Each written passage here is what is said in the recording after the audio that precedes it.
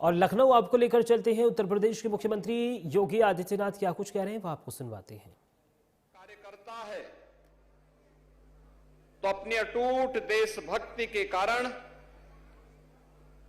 वह अपने आप को वहां के स्थानीय संस्कृति के साथ समरस करने में कोई देर नहीं लगाता। आज का ये समारोह भी अवधी संस्कृति और उत्तराखंड की संस्कृति के बेहतर समन्वय का ही स्वरूप है। उत्तराखंड महोत्सव, जिसमें अवध के श्री राम हैं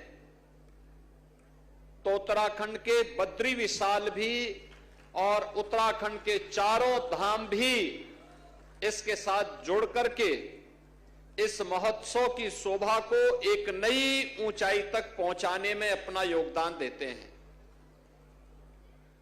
बहनों और भाइयों, ये हम सबका सौभाग्य है कि आज का उत्तराखंड 9 नवंबर सन 2000 में सरदार अटल जी के कारण बना, लेकिन उत्तर प्रदेश के विकास के लिए भी उसी प्रतिबद्धता के साथ स्थापना काल से ही अगर योगदान देने में नाम लिया जाता है तो उत्तर प्रदेश के पहले मुख्यमंत्री पंडित गोविंद बल्लभ पंत जी, जिन्होंने एक लंबे समय तक उत्तर प्रदेश के मुख्यमंत्री के रूप में, एक स्वतंत्रता संग्राम सेनानी के रूप में अपनी सेवाएं पहले देश की स्वाधीनता के लिए और स्वतंत्र भारत में उत्तर प्रदेश के मुख्यमंत्री के रूप में उत्तर प्रदेश के विकास के लिए जो कार्य योजना सुनिश्चित की, उसी की नींव पर भावी उत्तर प्रदेश का निर्माण करने में सफलता प्राप्त की गई। यह उत्तर प्रदेश और देश का गौरव है कि उसी उत्तराखंड ने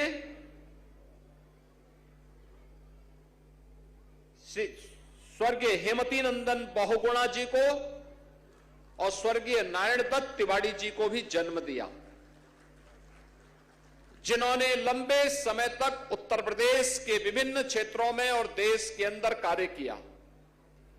देश की स्वाधीनता आंदोलन में वीर चंद्र सिंह गढ़वाली का स्मरण हर देशभक्त करता है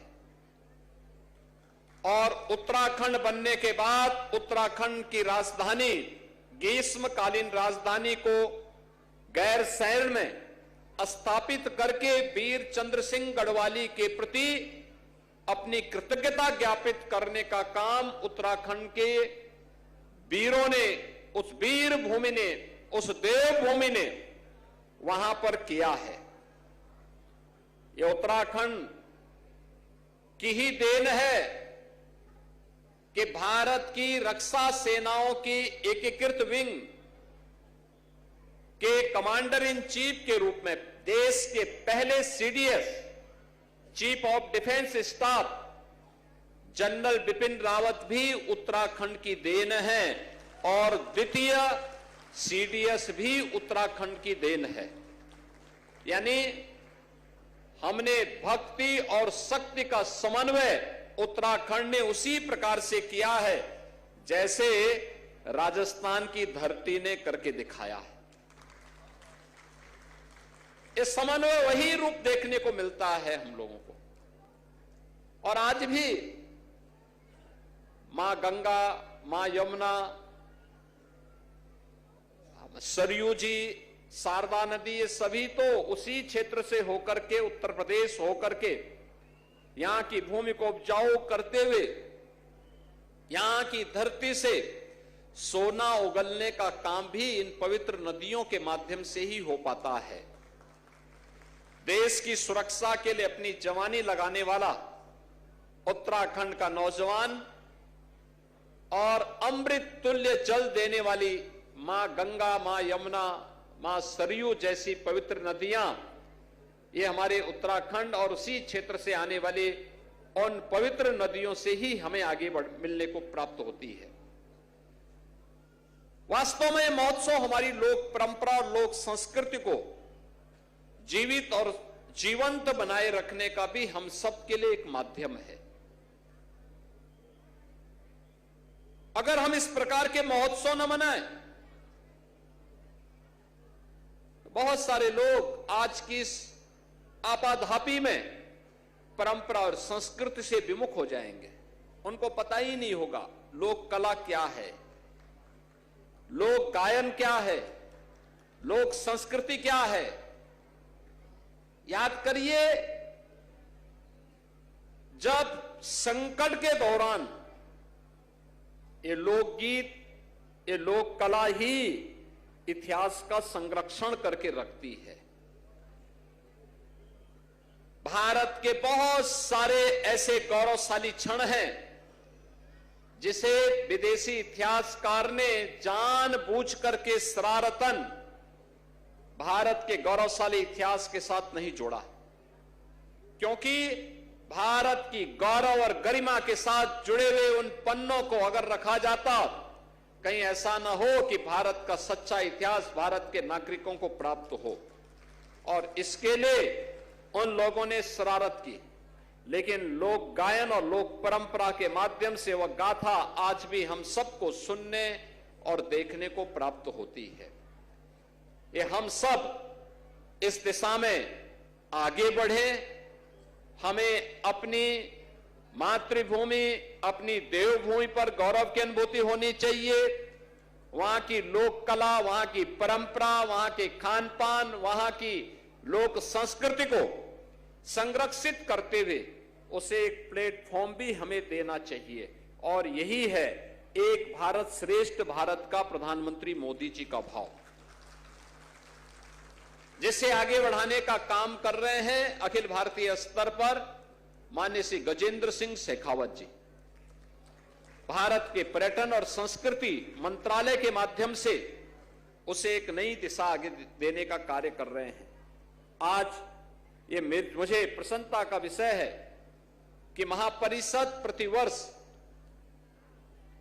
उत्तराखंड गौरव सम्मान से कुछ विभूतियों को सम्मानित करती है, और इस सम्मान के लिए जिन्होंने राष्ट्र के लिए, समाज के लिए, संस्कृति के लिए अपना योगदान दिया है, ऐसे महानुभावों को, जिनमें स्वदेशी उत्पाद और आजीविका के क्षेत्र में कार्य करने वाले डॉक्टर सुरेश चंद्र फुलारा जी को, शिक्षा के क्षेत्र में राष्ट्रपति पुरस्कार से अलंकृत डॉक्टर मंजू बाला जी को, विज्ञान के क्षेत्र में डॉक्टर चंद्रमोहन नोटियाल जी को, और रसायन विज्ञान और अनुसंधान के क्षेत्र में प्रोफेसर दीवान सिंह रावत जी को उत्तराखंड गौरव पुरस्कार से सम्मानित करने का निर्णय इस वर्ष लिया गया है। ये मेरे लिए अत्यंत प्रसन्नता का विषय है।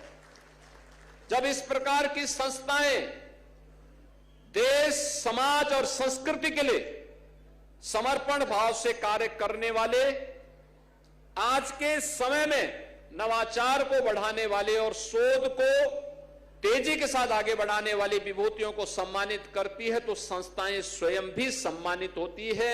नौजवानों के लिए एक नई प्रेरणा होती है।